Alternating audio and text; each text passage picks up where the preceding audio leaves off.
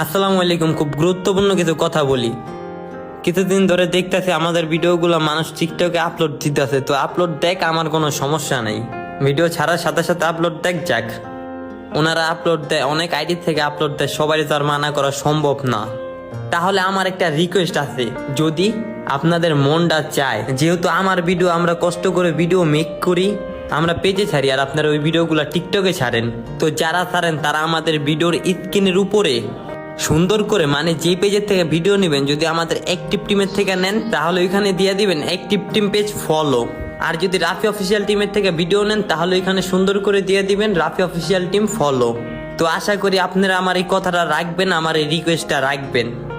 যদি আপনাদের ভালো লাগে, আমার মানে একটা রিকোয়েস্ট আপনাদের কাছে, যেহেতু আপনারা আমাদের ভিডিও ছাড়েন, আপনাদের ফলোয়ার বাড়তাছে, আপনাদের লাইক বাড়তাছে, তো ওইখানে আমার কোনো বাধা নাই।